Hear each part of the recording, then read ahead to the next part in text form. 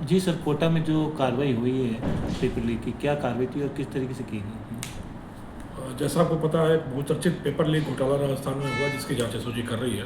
पूरी युवा पीढ़ी का भविष्य अंधकार में करने की, व्यवस्था के साथ खिलवाड़ करने की और लोगों की व्यवस्था के प्रति आस्था खत्म करके गलत तरीके से, भ्रष्ट एवं बेईमानी के तरीके से नौकरी लेने का एक कुत्सित प्रयास हुआ। इसको लेकर पेपर लीक का घोटाला चल रहा है। जब आम जन की व्यवस्था में विश्वसनीयता की बात आई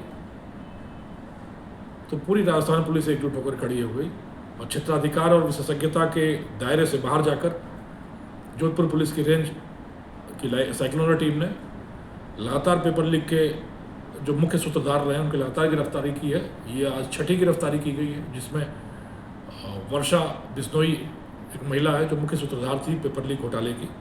उसको कोटा के जवाहर नगर क्षेत्र में, जहाँ वो छिपी हुई थी, फर्जी पहचान, फर्जी नाम के आधार पर वहाँ पर छुपी हुई थी। काफ़ी मशक्क़त के बाद साइक्लोनर टीम ने उसको वहाँ से ढूंढ निकाला, गिरफ्तार करके एसओजी की टीम को सुपुर्द कर दिया है।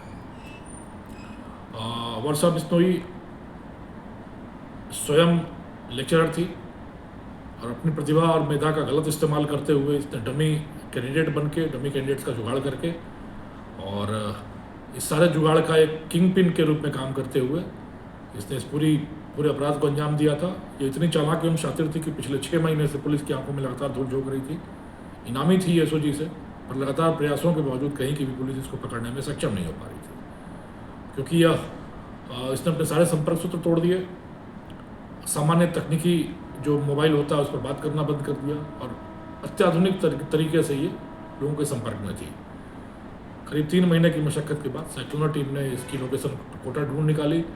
उसके बाद टीम वहाँ पे कभी ढाबे पे, कभी कोचिंग्स में, कभी पान की दुकानों पे, कभी चौराहों पे, कभी हॉस्टल्स में लगातार इसकी तलाश करती रही और अंततः आज जब कोटा पुलिस के साथ मिलकर हम लोगों ने एक पेइंग गेस्ट चेकिंग अभियान चलाया छद्म रूप से, तो उसमें एक घर में, जब हमारा संदिग्ध घर था, वहाँ पर ये विमला के नाम से रहती हुई पाई गई। प्रारंभिक पूछताछ में इसका अपना नाम विमला दिखाया, फर्जी आधार कार्ड भी दिखाया, पर सख्त पूछताछ के बाद ये टूट गई और इसने स्वीकार कर लिया कि वर्षा बिश्नोई है। वहाँ रह के ये the laws of human nature इस किताब का गहन अध्ययन कर रही थी, ताकि किस तरीके से शराफत का मुखौटा लगाकर फिर से समाज में आया जा सके, इसकी तैयारियाँ कर रही थी। टीम ने गिरफ्तार करके इसको एसओजी को जयपुर में सुपुर्द कर दिया है।